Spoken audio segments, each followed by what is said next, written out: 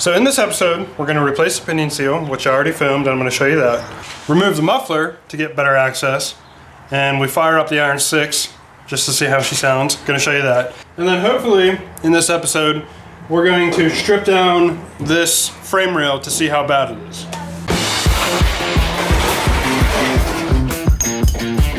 Hey guys, welcome to the Grease Rookie channel. If you're new to the channel, I'm Andrew, and it's all about my journey restomodding this 1965 Mustang, aka the Iron 6. And I'm doing this on a budget with rookie knowledge.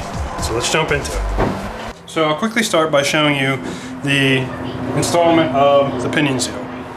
I've never replaced a pinion seal before. I've watched lots of videos online, so we're just gonna jump into it.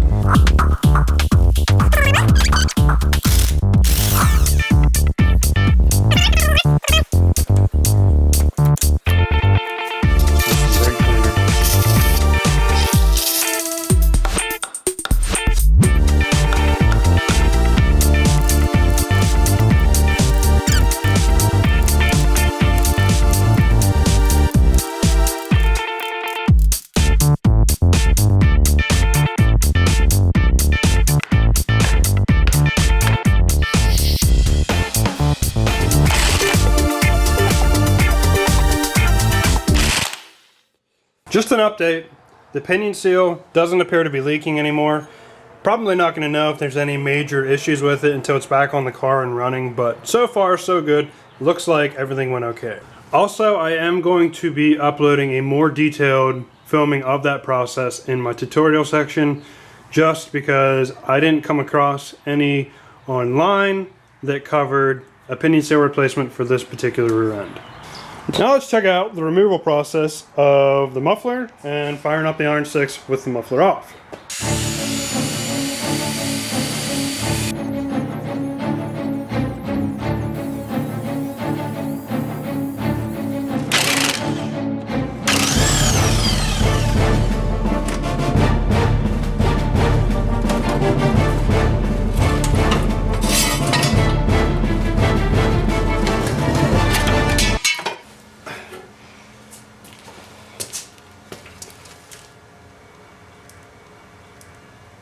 Oh no, if that's off, I definitely gotta fire it up and see how she sounds.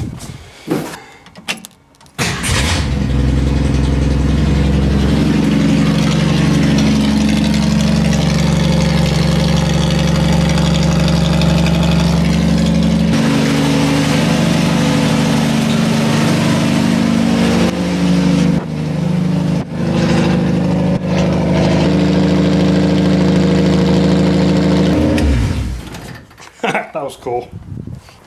She doesn't sound like a beast, but man, she's got heart. And I like it. Alright, let's see if we can find out the condition of this frame. The car is back on jack stands. The front end is resting on jack stands, even though it appears to be on those dollies. We don't want that rolling around. So we're not going to mess around with this. We're going to go straight for the jugular and hit the spot that appears to be the worst to find out what we have going on.